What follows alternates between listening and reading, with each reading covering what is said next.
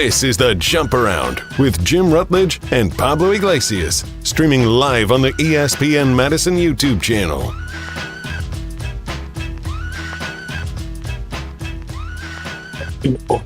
Welcome into Jump Around 3.0. I am Jim Rutledge. I am not at the Everlight Solar Studio, but Pablo Iglesias, and making a reappearance, producing the show, Primetime Will or Shine at the Everlight Solar Studio as well. Riley Yauk out, and he'll be back producing the show next week. We do have Nolan Winter coming up, so that'll be exciting. And Badger basketball, Pablo, is where we're going to start. I guess I'll reverse the old trope. It was the worst of times, then it was the best of times for Badger basketball last week. On Saturday, it was a pretty, I'll use the word embarrassing loss. Not losing to the Ducks, the Oregon Ducks, as that part being embarrassing. It's how they lost. And I believe they had like a 19-2 run at some point. And then they basically, after that, the Ducks owned the game.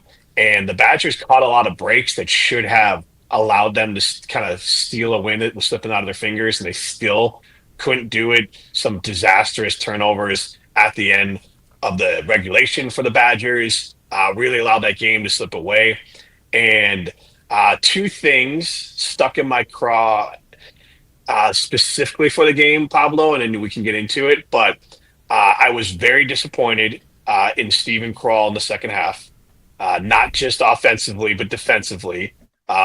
They were obviously the bigs for Oregon really had their way, and it was frustrating to see how that game just got away from the Badgers quickly as that game just got worse and worse for them as far as like not being able to close out that game. And then the other part was I was disappointed in having Max Klesmit take that last shot. Because in regulation, he's just not that guy. You had time to get it to Tonje, and I was very disappointed. Obviously, Bittle killed him on the inside with Kroll, and it just looked like offensively and defensively he wasn't as engaged. And then just not that they would have won, because Tonje took some wild shots at the end in overtime, kind of three in a row that didn't fall and weren't the best shots. But you have Tonje on the team. Let him take that shot. Those are my two late game takeaways. Kroll had to play better in the second half, offensively and defensively. Bittle just destroyed him. And then on the other side of it, Klesmit has to let Tonje take that shot. Yeah, I agree with you on that one, too. I was talking earlier with a few people about this, is that you have John Tonje as much as you want to. I understand. So I was on baseline for this game. I got to see both of these games and the flip of how Wisconsin loses and how they respond. I got to see both of those games on the Saturday-Tuesday switch. But to your point, it's why is Max Klesmit taking that shot? I understand that you want to run fast and you want to do exactly what you think about how the Last Dance broke down when Jordan took that shot in Game 6 against the Utah Jazz. You want to roll with momentum. You don't want a timeout. You don't want to give Oregon an opportunity to call a timeout and refigure out this defense and come up with something because they know that John Tonje is going to get the ball. He should have gotten that ball in that situation. And yes, I think it was good that they went to him in overtime to go for the tie, but at that point it was too late. Why not go to him in regulation? Why not try to draw something up? And heck, even why not call a timeout? I know that, again, you want to run the risk, and is there a right or wrong way to go about it? I don't know. But why that ball wasn't in John Tonje's hands is a big question mark for me. So, yeah, and you saw it in Oregon, too, and they were asked about this in postgame, is that they weren't able to make it to the charity stripe. That is the bread and butter, especially for John Tonje. I know that there was the back-and-forth battle, which I don't understand why Purdue fans were calling out John Tonje for being a free throw merchant when, I don't know, Zach Edey had a little bit of that last season, but or really his whole career. But to that point, that's another thing, too. Outside of the points that you made, the Badgers needed to get to the free throw line, and they had zero opportunities to do that. Or not zero, but it just didn't look like that they did not have those opportunities in the second half. So get to the charity stripe, that was eliminated incredibly. So, yeah, looking at how the Badgers, just were the word that I used, and Greg Gard actually ended up using it in his press conference too, was uncharacteristic. Like the Badgers primetime, you and I were texting back and forth on that game, the Oregon game, and we felt really good in the first half. I was in the Kohl Center too. It just felt electric. The first half was just off the rails. Everybody was having a good time. You were having a good time watching that game too. And then all of a sudden we're texting in the second half with how flat everything felt. It's incredible how stress-free the game felt in this first half, where it felt like this could be a runaway game, this could be a runaway win, and it's going to be the emphasis on what the Badgers' resume is down the second half of the season. Beating a solid Oregon team. I don't think that they're a great team, but probably would have blown them up at double-digit points had they held serve in the second half.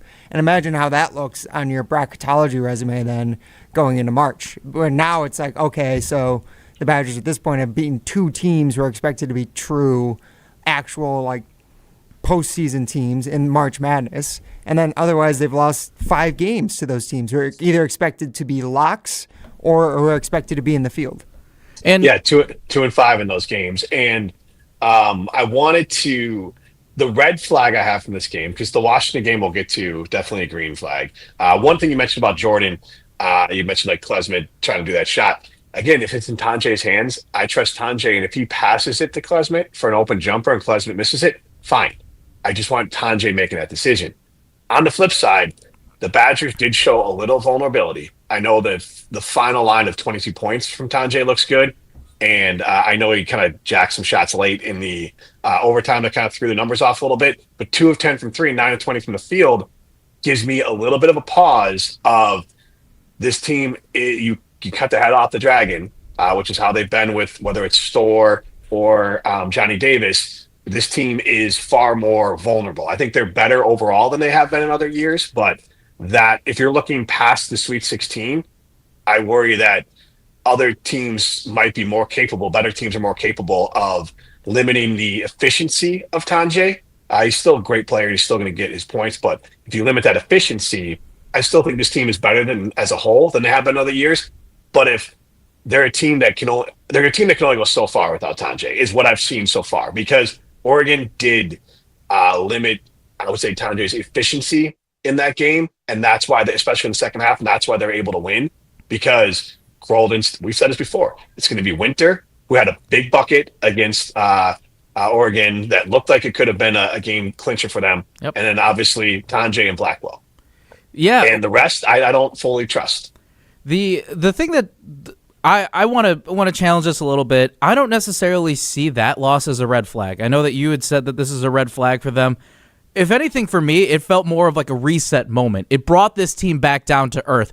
I don't think this team necessarily got, ahead of themselves or got too big-headed, but especially at this time of the season, no, you don't want to lose a game like that, but I think this is critical, more so because of how they responded on Tuesday, which we'll talk a little bit about. But it's you think about those questions. How is this team going to respond from that? You blow a 17-point lead on your home court. They force overtime. You go cold in the second half. And for me, I wanted to know going into Tuesday's game against Washington, how is this team going to respond after getting punched like that? And like I said, I think this is a reset, or that was a reset game for the Badgers because, again, it brought them back down to earth. It showed that, okay, we get hit, we get knocked hard with adversity. How are we going to respond? What is this? It's going to test the locker room. This is a very crazy time for a lot of teams, and this is a game, even though it's a loss, it really shows you who you are down the road. So I agree. The red flag was when Tonje is made inefficient, this team has a ceiling. And so it's not a red flag that this team is going to flame up before the Sweet 16, but beyond Sweet 16 expectations, it's still kind of put into my brain here that you're right, and we'll get to the Washington game here. This team has a ceiling because if you do make Tonje less efficient and quote unquote shut him down, which is the way you're going to shut down a player like Tonje, is just making him less efficient, then that reminds me of other Badger teams. But as a whole, I agree with you in the Washington game as the follow-up. This Badger team with the players surrounding their star player is better than it has been in years past. So I, again, hold this team of Sweet 16 expectations / I feel like they're capable of that regardless of who they play. Even if Tonje gets slowed down against some teams, I think they can pull those off. But to the Washington game, which you talked about, they beat the hell out of them, and it was great. And I thought it was fantastic. They came out. We're going to hear from John Blackwell in a minute here. We can play that before we go to Pablo's thoughts in here. But I love they came out, they stayed aggressive, they started aggressive, they stayed aggressive. The team played all the way through. Blackwell had his first career double-double, 24 points, 10 rebounds, beating Washington 88-62. I don't care that Washington isn't like a great team. The Badgers went out there and handled their business. So they feel like, and they've proven to me so far, they're a mentally tougher team than they have been in other years going down the stretch. I believe with Johnny Davis, there was times where it kind of looked like they were maybe fading away from winning the Big Ten title, and then Chucky Hepburn hits that big shot against, I think, Purdue to save that title for them. And then with last year's team too, it seemed like they were fading into the tournament and coming back and just smoking Washington, to your point, Pablo, gives me a lot of reason for optimism that this team, because again, all I want is Sweet 16. Sweet 16 this season is a success. But let's hear from Blackwell, and then Pablo, you can hop in. I think it just shows how dynamic we are, like these two right here, the confidence that we have in each other, and just shows that we can score without the threes. And when we play great defense, we can get transition buckets, and we just got to keep doing it. Yeah, so was hearing from Blackwell say that it's how versatile this team is. Again, it's even though Johnny Davis was fun to watch and AJ Storr was the guy who was scoring a lot last year, even if one guy is off, John Blackwell too. He was talking about his confidence. He felt a lot better. He was a guy who was trying to find his stride, and it was just about being consistent and pushing. And last week, too, Nolan pointed out that John Tonje is a guy who brings in that maturity to this locker room. So it was good to see that response on Tuesday. One, for John Blackwell to have, I think it was 19 points in the first half. That guy was putting on a show. I thought for sure it was going to be John Tonje was going to explode for 40, honestly. And you know what? He still had a modest game. He wasn't the lead scorer, but he was in double digits. But John Blackwell won to lead all scorers and to record his first career double-double. To do all that, that's a huge confidence boost for the young guy. And really, what Greg Gard had said, too, in his first question that he was asked was, we were in attack mode from start to finish, and you could sense that. You could sense that the Badgers were not letting up on any type of possession, whether it was offensive or defensive. There was a lot of communication back and forth, and you know what? It's not about winning every single assignment that you had. The Badgers were very disciplined, and Washington's head coach Danny Sprinkle alluded to it a little bit. We'll touch on that a little later, but there was a much more disciplined team on this court than when they played Oregon. And to go back briefly, I was right there on the baseline when a lot of those turnovers happened that brought Oregon back into that game. And those were passes where guys were looking at the hoop or looking at other guys before they were even looking at the ball. Greg Gard acknowledged it. The guys acknowledged it, that you need to make sure that you are 100% solid on those passes, on those shots. You're not looking at the rim before you release. You got to make sure you're making eye contact. You got to stay confident when you're making those passes. And in that win on Tuesday versus Washington, not only did they correct those mistakes, but they made sure that those were polished beyond belief. Yeah, again, that Washington win gave me a lot of reason to not put when I said red flag around the Oregon game, it was just the Tonje being made less efficient and they lost. But that is going to happen. And this team is not winning a national championship. So that gave the blueprint statistically of how they're going to lose. I don't think they're going to lose early in the tournament. So I think this team is a very good basketball team. I think before I kind of said they were maybe the fourth or fifth best team in the Big Ten. I have them now as a top 3 team, I think, in the Big Ten. Worst case 4, but I do think they're up there. Look, what's going to happen in the tournament? We don't know. We don't know, specifically how good some of the teams that Badgers are going to play are going to be, and if it's the right or wrong matchup. But I do feel like this team is playing very hard for Coach Gard, and they're a very talented team. They're a well-balanced team. And in fact, Pablo, you asked head coach Danny Sprinkle from Washington about the Badgers, and let's hear what he had to say. Coach, when you say championship habits and I believe championship culture too, what are those characteristics that you saw in Wisconsin tonight and just all season too? Yeah, I think their urgency. Like a lot of people talk about their offense, and they're phenomenal offense. They share the basketball. They always have 3 guards on the floor that can make ball screen reads, and they're bigs. They can spread you out because they can pop and shoot. But if they roll you down if you switch, they score on the block. But it seems like they always find the hole in your defense. You may guard it for a couple turns, and then all of a sudden, bam, somebody's getting a shot or somebody's driving, Tonje or Blackwell. And that's why, they're as good as offensive team as we played, for sure this season. And then defensively, their habits, they guard the basketball. They take a lot of pride in guarding the basketball. And even if you do get by a guy, like they have their help defenders there. And they scramble out really good. And then they finish it off with box outs. They're really physical. Even some of the post plays we tried to run, their post guys were just driving us up the lane, and they weren't fouling. They just did a good job playing post defense and being more physical in our post guys to establish the position they wanted. So instead of catching the ball at 4 or 5 feet, we're catching the ball at 8, 9 feet. And it's a totally different shot. But, like I said, they do it every time. Like that, they're trained. They do it every time. It's not 75% of the time. And, and that's the championship habits. What a silky smooth voice who asked that question. What a guy.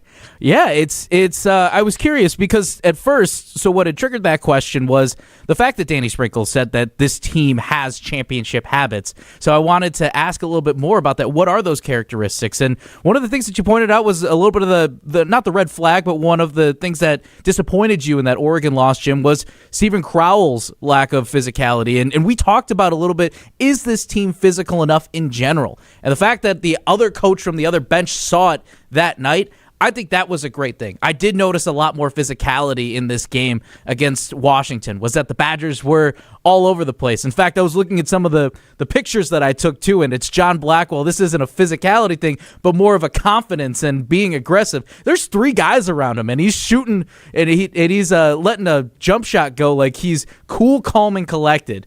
Just the confidence that a lot of these guys have, but going back to the physicality too, there again, it's not about winning every single matchup, but it's just making sure that you're there. And another thing too was that Danny Sprinkle had said was 75% of the time that's what Washington was doing. The Badgers doing it 100% of the time. I love the snap too that he had there, but again, it's breaking it down from those little things. That the championship habits. Do we know if this team is going to win a national championship? That's not the point here. The point is that they have the moxie. They have the confidence. This is exactly the game that they needed to get their swagger back a little bit. And that was a perfect game that the Badgers needed, not just in general, but because of how Saturday went, they needed to come back and pass this test beyond with flying colors. And for me, I think that that's exactly what they did, and they achieved that. Absolutely. They clearly did. Again, the Stephen Crowell thing, that ain't any this year issue, that ain't a last year issue, that is every single year issue. So the Badgers need Stephen Crowell to bring intensity every single game. He is probably the Badger, and I feel comfortable saying that because Greg Gard has said that he is the player that Greg Gard will call out the most for not showing up at different times. So having to make sure that Stephen Crowell shows up consistently is important. I do want to move forward, and if you're just tuning in, this is the jump around. We have Nolan Winter coming up a little bit. And we're excited to be talking with him. He joins us every single Thursday at 1:00, and Steinhoffels presents that. But I wanted to get to Greg Gard made an appearance with CBS Sports' John Rothstein on his show. And John Rothstein had an interesting comp for what he thought of John Tonje. And stylistically, the way they play, not exactly, but I do think and actually Greg Gard made this comp. I do like the mentality side of it. So let's hear Greg Gard. First, I'm curious if there was one player, past or present, that you could compare John Tonje to, who would it be? Man, in terms of who we've had here? Here, or obviously anybody you competed against or watched throughout your life in basketball. I think he's got the same moxie and just calmness about him that Nigel Hayes had. He's maybe not quite as big as Nigel, but Nigel was crafty and found a way to put the ball in the basket a lot for us. So say if there's a combination of size and versatility and just the levelness that he plays with, he never gets too high, never gets too low. It's comparable to a little bit like Nigel was. I like that comp, and we'll react to that comp. But then also, we'll have a minute here, and before we get to Nolan Winter, I want to run down some other players who the comp that we'd have for them, and I'm going to try to keep it as modern as I can. So John Blackwell, to me, is somewhere across between because Josh Gosser was a more athletic player and a better scorer before he blew out his ACL, and I'm curious where he would have ended up without his knee injury that slowed down his career a little bit. But he's still obviously an all-time great winner, Captain America. But somewhere between Jordan Taylor and Josh Gosser as far as the winner mentality. Now, Taylor was a shot maker. Blackwell's a little bit, I think, bigger. But in general, that's one that comes to mind is John Blackwell and Jordan Taylor. Stephen Krall reminds me a lot of Keaton Nankiville, and I love Keaton Nankiville, but there were times like you always watched him, and there was times where he could score at will, and you'd be like, this guy could be an NBA player, and then other times he'd slowly disappear. So on the positives and negatives, I go Stephen Krall, reminds me of Keaton Nankiville. Max Klesmit, a little bit of Bruzewicz to him, Mike Bruzewicz, where he's not your star. You're not a good team if he's your star, but if he's a role player on your team, you're a good team. And that's where Klesmit fits right now. He has a very specific role, and I like it. And then Nolan Winter, I guess I'm going to stick with the old school from the Keaton Nankiville era. I'm going to go with John Lure, who we talked about with Nolan Winter last time. And I think John Lure and I think we're going to see the same thing from Nolan. Hopefully it's all at Wisconsin. That as he continues to mature, he's going to get more assertive and become even more of a player. Like if I was betting on someone to be a star of the team next year, it's between Blackwell and Winter. I think he's going to have another step forward. So Nolan Winter reminds me a little bit of John Lure. And then if you wanted to go with Kamari McGee, there's a little Trayvon Jackson to him. So that's the other one that I would go with of the era that I covered the team, but without anything going too far back there. Pablo, your thoughts on the John Tonje, Nigel Hayes comp for Greg Gard, and then you can throw in on those players too. Yeah, I love the comp that Greg Gard has on Nigel Hayes. I only got to see a little bit of Nigel through just some highlights and everything, but the way that Greg broke down exactly it's not just like he's going to be Nigel Hayes for this and that. Obviously, yes, he's a great scorer, but it's going back to what Nolan had said to us last week too, and I'm excited to hear what he has for us this week, is that John brings that cool, calm, collected energy to this locker room. He brings that maturity. He, as Nolan said, he's got the cup of coffee, and he brings in that. Like I said, it's not that he doesn't bring the swagger into it, but he brings that everything's gonna be good type of vibe. At least that's what I'm getting from Nolan, and from hearing John too. He's a soft-spoken guy, but you can sense that calm presence. It's like, okay, this is what happened now, but I'm gonna compartmentalize that, and I'm gonna move away from it. This is what's happening now. This is what I'm gonna do. I want to see what your thoughts are on this one. To skip to Nolan Winter on the comparison, is it too much right now to say is Micah Potter? We're not saying right now where Micah Potter is at. Think about this from a little more current. Micah Potter, Nolan Winter, do you see it? I do. I just think John Lure is better. And so that's why I went with John Lure instead of Micah Potter, but I do see that as well. Yeah, absolutely. Yeah. I can see that. I mean, look, Nolan Winter is fitting in the mold of whether it's from Frank Kaminsky to John Lure to Jared Bergeron into Micah Potter, Ethan Happ, like the bigs. And Ethan was a little different because he's more traditional post, but at Wisconsin, Brian Butch, like they have these bigs that can play all over the court and knock down the three and play in the post. So Nolan is kind of continuing that tradition. Keaton Nankiville was one of those players as well. It's just what is his ceiling on it. And so I like the Michael Potter one too. I think Lure played, he was a second round pick and played in the NBA for a while. And I think Winter's got a potential to get even better than Potter and closer to that Lure. But I think that one works too. Just in that traditional big for the Badgers. The potential's there. I'm not saying he has to be Micah Potter, but he's got room to grow. He's a sophomore. He's getting a lot more minutes. And again, always excited to have him here every week, and it's going to be fun to hear what he has to say. But that's where I see the potential, is Micah Potter. I'd love to see him light up the scoreboard, but you could at least see him in the rotations and everything. And he said it last week that he grew up as a guard. He has the handles. He's a big guy. You could tell just from the athleticism and how fast he moves that he was growing up and being a guard. It's cool to see that. And again, we're just barely scratching the surface on what Nolan can do for this team. And Blackwell as well. He was John Blackwell. Greg Gard loved to talk about him in the offseason, the first press conference too. He said, I'm not comparing him to Johnny Davis, but he did between this season between last season and this upcoming one.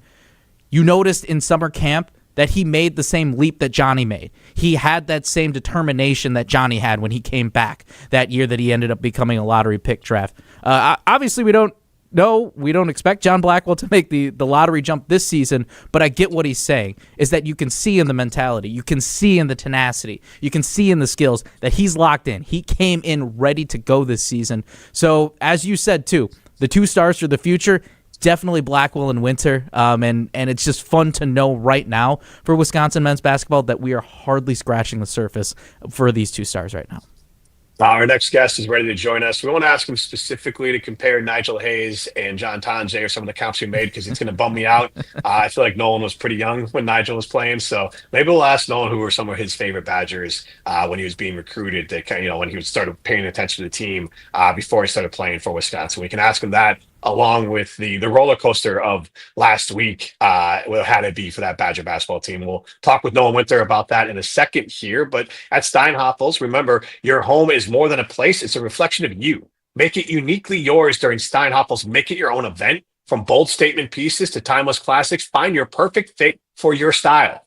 Personalized colors, fabrics, to make every piece your own. Save up to $800. And with Steinhafels 18-month financing, making your room yours just got more affordable. The Make It Your Own event, only at Steinhafels and steinhafels.com. Nolan Winter, next.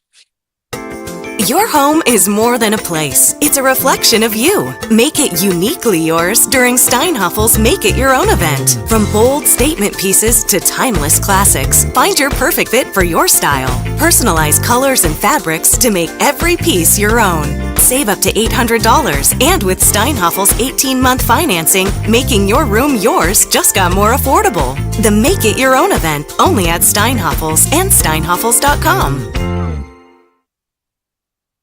Well, we are thrilled to welcome in Nolan Winter. And Nolan, before we get to the games from last week, obviously the Washington game, super fun for Badger fans. The Oregon game, not quite as fun, but the bounce back victory was nice to be able to enjoy.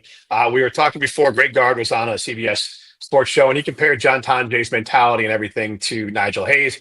I don't know if you remember watching Nigel Hayes play for the Wisconsin Badgers, so I'll ask it more like this. When you were being recruited, who were some Badger players that, or even when you were growing up in Minnesota, that kind of stood out to you when you watched the team play?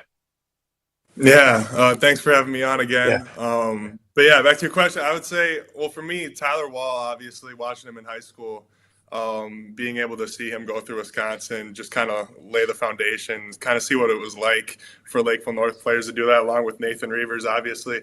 Those would be the easy answers for me. But I did truly enjoy watching the Dimitri Trice, Hap, Decker, obviously the Kaminsky, Decker, all those legends. But no, more recently, I'd say Dimitri Trice was one guy that I loved watching, along with Bronson Koenig. Bronson Koenig, yeah. And T-Wall, for sure. Those would be kind of the main ones that stick out. And I want to jump in quick. Hap had Kevin McHale, old school post moves for a big man. He played in a way that nobody at Wisconsin ever was allowed to play except for him, because you guys are always inside outside players. What kind of post, how does your post work? If you were allowed to be able to be fed in the post like Hap was at Wisconsin, how does your post game, how do your post moves compare? I got a ways to go to get to his level. I know that he was awesome down there, but I do watch some of his film, and me and the coaches will pull up some of his film and kind of watch his footwork and all that kind of stuff. So just trying to apply that every game as we move forward, just little bits. And this offseason, that'll be a big thing for me, is just more that inside out presence and that kind of stuff. Hey Nolan, I need some tips, man. I gotta look better in the rec league out there with the sky hook. Maybe you and I can work on some stuff and all that. So let me know what tips you got. Let me know what tips you got. Yeah, I got you. Work on that. Well, hey, going back to this week too, and I think this was a good test from just an outsider's perspective, a guy who covers this team. You guys have that bounce back win on Tuesday against Washington, but bring us back to Saturday when that game had happened. Pull back the curtain for us. What was the locker room like? How did you guys grow together in between Saturday and Tuesday's game? Yeah, obviously that Oregon game was tough for us. You know, we were up what we thought was enough, and we just took the foot off the gas, which now we learned our lesson. We can't do that ever again. So moving forward, we talked in the locker room that we know that that can't happen again. And you know what? It's a good lesson for us, and it happened at a good time. You know, it's still February. We got a ways till March is here. So we're glad it happened, but at the same time in that locker room, man, it was kind of gut wrenching. We all felt the same feeling, and it was tough. But you know, as practice went on that week, we really took that and, you know, held that in our back pocket as we went up against Washington and kind of just let go of some of that anger we had built up. But no, like I said, that was a tough loss, and Oregon's a great team. I mean, they're a really good team. They're going to be in the tournament. They're going to be very successful. But like I said, we felt like we should have won that, and we let it slip right through our hands. So throughout practice that week, we really worked on just the little things, and that's kind of what we didn't execute on late game, and we'll be better than that, and we know that. And yeah. Yeah, you know, watching that game, it was one of those where it's like, if you lost to Oregon any other way, you'd be like, hey, they're a good team. It was just how it went. But yeah, how tough was this week to be able to hold on to then unleash on Washington? Because obviously, like you said, it was not how you wanted to have that game go. It felt like everything was going against you, like just mistakes you guys never make happen in that game. So how difficult was it to like maintain that energy to not like go insane to have that next game and keep that intensity going for Washington, because you knew you could play so much better?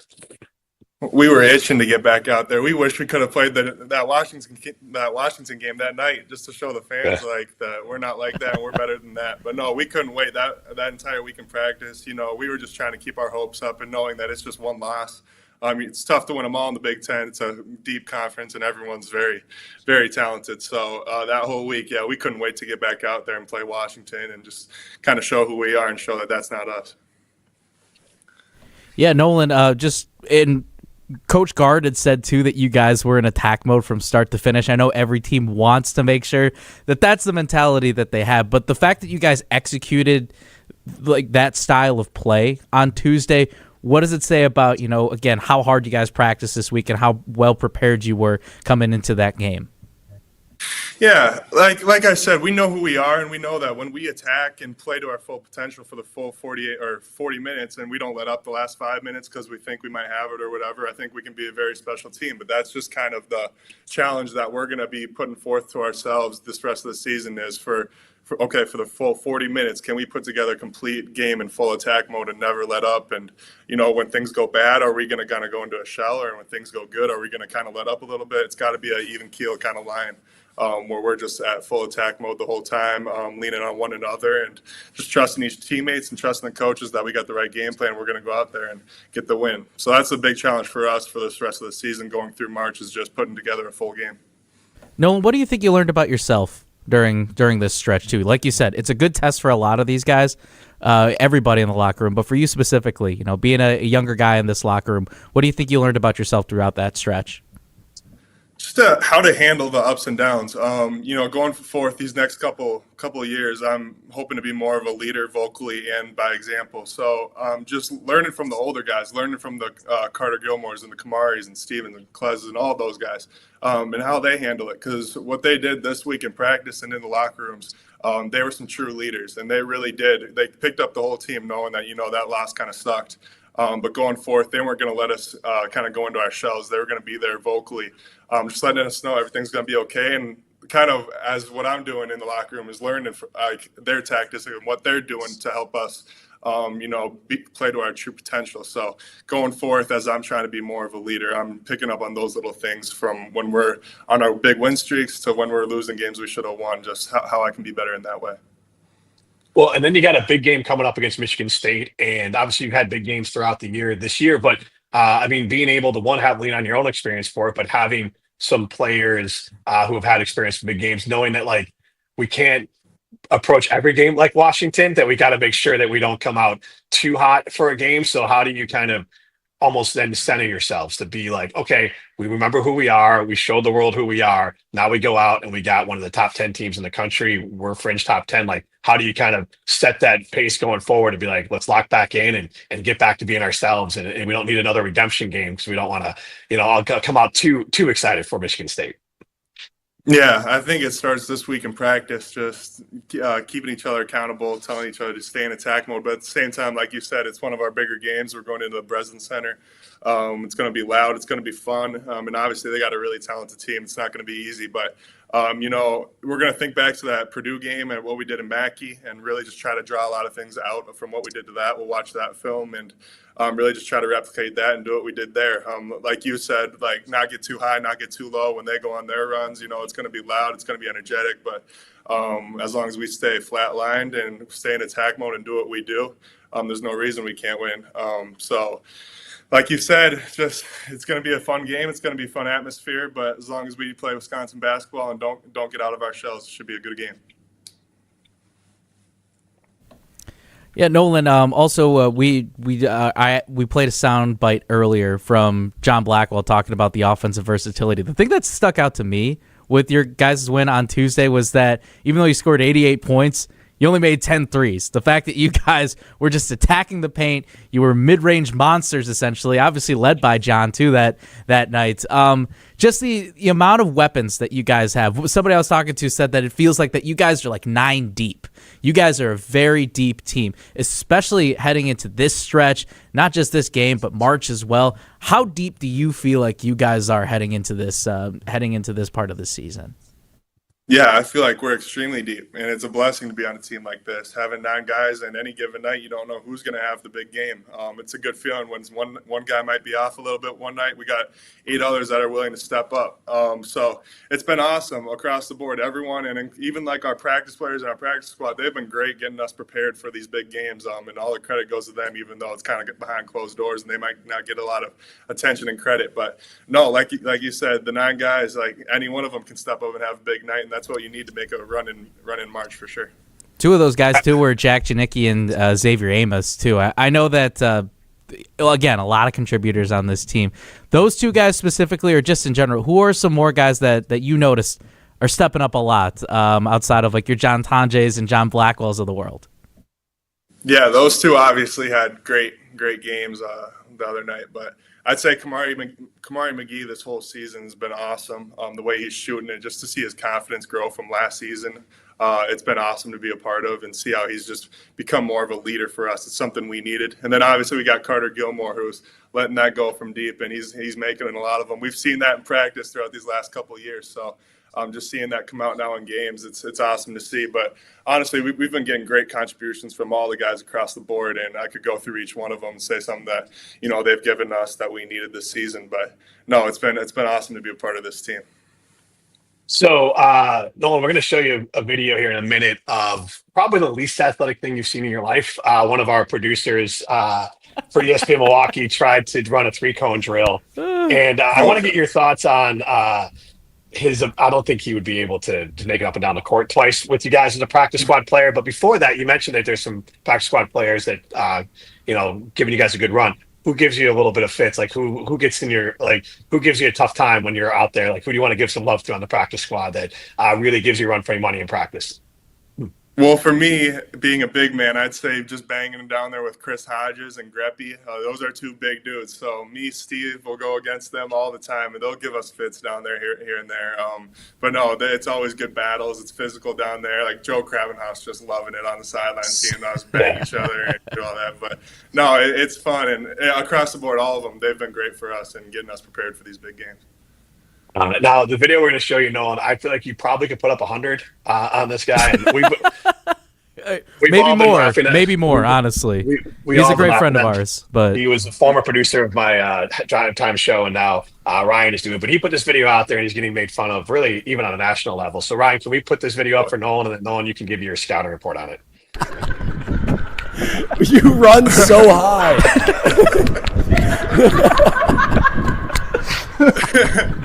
We'll run it one more time. You run so high. All right,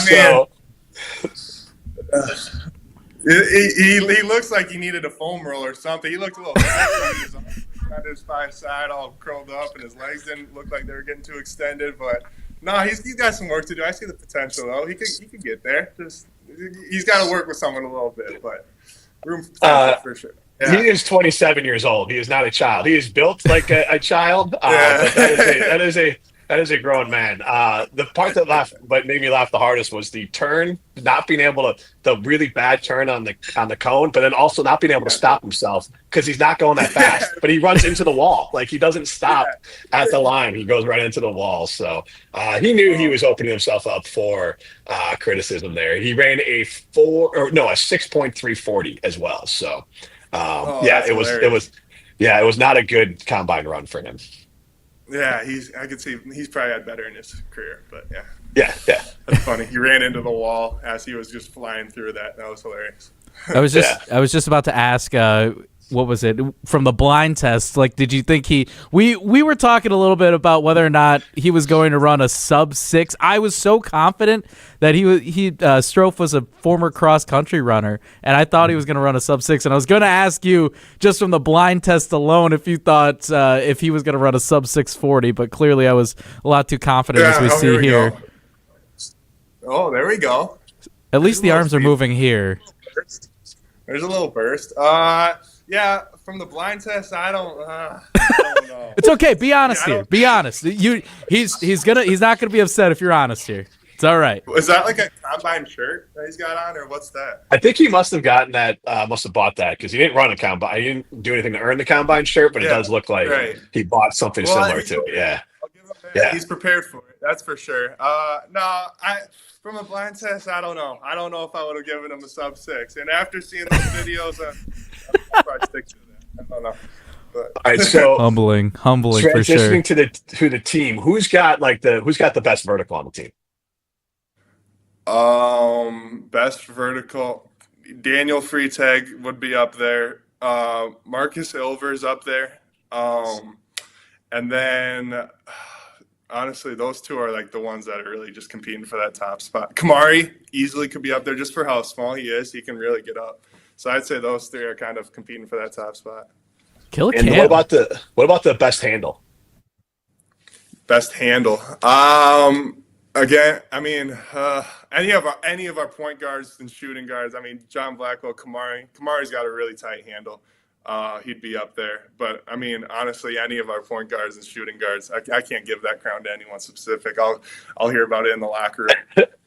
I did get some information that Strofe borrowed that jersey from former Badger Brad Nortman, who hosts the show in Milwaukee. So that was a borrowed jersey. It is an actual combine one.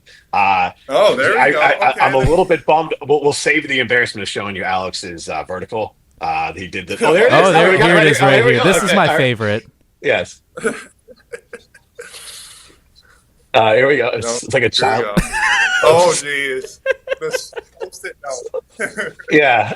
It's really not. Slap that on there. That's not going anywhere. The best part, the first post-it note's kind of sad, but it was not a great performance there. I don't know if we have this video, but I believe that he also, after the show that he produces in Milwaukee from 2 to 5, they did a bench press because there's also a gym in the same building, but he only did a 45-pound barbell, and he was able to make the 20 reps. Out of curiosity, Nolan, what's your rep max? Do you think you could compete in these NFL Combine workouts? What do you think would be your best one? Not bench press. I wouldn't have a prayer in that. Maybe the other ones, but bench press would not be my strong suit, especially against those NFL guys. I'd say like reach. If they got that or something, I'd be good at that. But no, those dudes are freaks. I don't know if I can compete with them. The bench is always weird because I believe Jared Abadaris, who played in the NFL for a little bit, I think he did 225 is what they put on there. I think he only did it once. So some of the skill position guys, not all the guys can do it. It is a very specific muscle set, and I would imagine it works against you in basketball. I feel like you can't be too bulky. Little bit, yeah, right. That's exactly. I'm just covering for You can't get too small. Lean and mean. No, that's awesome. Well, Nolan, we appreciate you taking the time. There's one last thing I wanted to ask you that Coach Sprinkle from Washington said that you guys played with a championship mentality, championship fortitude, and basically you brought it 100%. And some teams can bring it 75 or 50 or whatever. One, what does that kind of compliment mean coming from a fellow Big Ten coach? But then also, what is that championship mentality kind of in your head? What do you think about when you think about being a championship team? Yeah, I think that's just credit to the culture that the coaching staff has put together here at Wisconsin, and each one of these players has bought into the championship culture and the winning culture on and off the court, just in what we do and how we act. So it's credit to the coaches, like I said, and being mentioned as a championship contender and a championship team. Obviously, it's fun.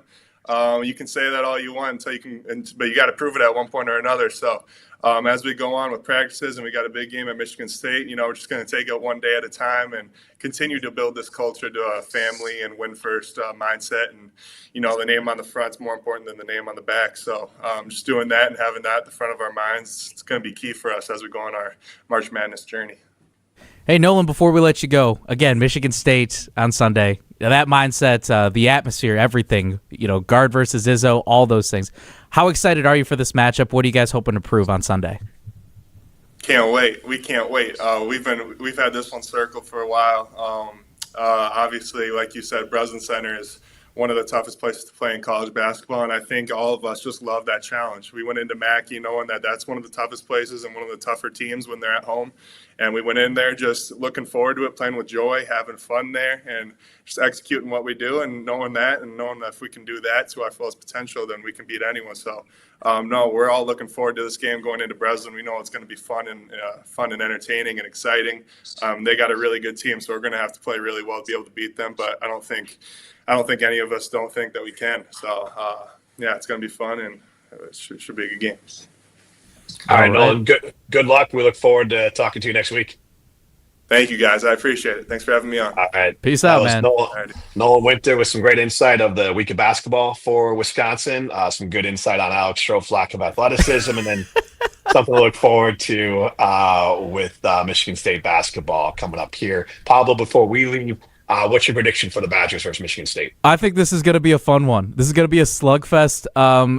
I don't want to look too much into the last two games both of these teams had, but the fact that Michigan State needed to escape Maryland on a buzzer beater half court, which was an electric shot, by the way, but they didn't even break 60 points. But let's also look at it this way, too. This Michigan State program under Tom Izzo has never been known to be an electric scoring team. They are big, they're physical, they're going to make you work. But at the same point, looking at the Badgers dropping 88 points, I like this. I'm cautiously optimistic for the Badgers going into Breslin Center. I don't know if we're going to see, maybe we do see John Tonje do a little bit of the hints of the sparkles that Johnny Davis had when I think it was almost similar to when Jordan and the Bulls went to Orlando and they lost all the jerseys and Jordan could only wear the 12 jersey. I forgot what number that Johnny Davis ended up wearing, but the jerseys ended up getting switched. That was a cool moment. So I don't know if it's going to go all the way down to that where John Tonje or whoever the star of the game is, their jersey's going to get ripped and they got to wear a different number. But I really like this matchup. I think it's fun. The Badgers have good momentum going into Sunday. I just want to see a hard-fought game. I think the Badgers could sneak away with this one. But again, you got to make sure you're locked in 100%. You can't make small mistakes. You're already on the road. You're in a hostile environment. And I feel good about the Badgers going into Sunday, Jim. Yeah, I feel good about them. I do feel like this is going to come down to the wire. I think Michigan State will win just because it's at Michigan State. That's it. I think the Badgers are they could have every shot and maybe, prove me wrong. I think this is going to be a 2 to 3 point game. So obviously they could come down to 1 or 2 big shots, but I just think because it's at Michigan State, I'll take Michigan State. If it was at the Kohl Center, I'd take the Badgers. So that's really my thought process behind it. I think Wisconsin and Michigan State are very much peers. And I think Izzo at Michigan State with this talent of a team is going to be really tough to beat, but I hope I'm wrong. All right. Hopefully we'll find out next week. For Ryan, thanks for stepping in, doing a great job producing. Hold on. Yes, sir, Prime. One question I got to ask you guys before we go. How many points is Alex Stroh scoring against Nolan Winter? One-on-one pickup? One-on-one? We got to turn the sliders up. We got to give him stilts or something like that. I don't even know if making an 8-foot rim is going to help. That's going to be better for Nolan. That's going to be better if we gave him an 8-foot rim. Watching this vertical video again right now on the ESPN Madison YouTube stream, if he tried to go up to the rim against Nolan. I would love to see a jump ball between these two guys. We know what's going to happen. It's not technically trim that is in that, on that wall there, because it's more of like a cement trim, but he doesn't clear the trim. If you look at it, the trim before the breaks, he did not clear with his feet. When he makes it, you'll see it right here. He jumps. His feet do not clear that. Oh, jeez. This hurts. So that's is that a 20-inch vertical? I don't know what his final stats were. I don't know if my vert's all that great, but Yeah, I think I could probably jump. Look, He's I know got for a fact I could do better, and I have bad knees. He's 6'4", I think, and I have no idea honestly what the heck I am. I believe the last time I checked at the doctor, I was 5'11" and 3/4, which just. It feels like a shot in the ego for me right now. I think I'm not 6 foot. I'm not 5'11". I'm 5'11" and 3/4, but I think I still might have a higher vert. Another thing I think we got to talk to Nolan about too. He mentioned practice players. I want to know too, because I believe the basketball manager squad, at least from years past, those guys are good. I think they made a Final Four run a couple years ago. I think those guys graduated. They were seniors, but I wonder if they're still trying to recruit some managers to make a run like that and keep that tradition going. So we got to ask Nolan about that in the next few weeks. Hunter Vaughn chimed in. He's the one that told me about Brad Norman's jersey. He chimed in 17-inch vertical for Strofe. Yeah, here's the thing. I don't know what my vertical would be, but I don't think when I go play basketball, when I get kind of warmed up, what I like to do is the last thing is I'll just jump and touch the bottom of the backboard. I still can do that. I don't know if Strofe could do that, and he's got 4 inches on me. I think I don't know how much I'd clear it by, but I feel good that I can still clear Strofe's vertical. I did text Strofe last night too, and said in honor of his athletic accomplishments, I went into the gym and ended up doing a PR of deadlifts at 295 at a 4-rep max. So in honor of Strofe, I did do that. So again, I don't know exactly what my vert is, but the deadlift, you got to use a lot of the glutes, you got to use a lot of the legs. So there's got to be some spring in there at some point based off the weight that I'm putting out there. We'll run our own combine sometime soon. I'm down for that. I want to do it. I don't know if I could do 225 bench press. We don't have the space at Carbon for a 40, but we could do some of the weightlifting stuff and some of the drills there at Carbon World Health. Say less. I'm in. I am in for that. We'll see what we can do there. All right. This has been the Jump Around. You can listen back to Wisconsin on Demand, Apple, Spotify, and those great places. And you can see it on the ESPN Madison YouTube page. Thanks, Nolan Winter. Thanks to Pablo Iglesias and Primetime Wohler for stepping in. Thanks, Steinhoffels, for presenting the guests. It's been the Jump Around 3.0.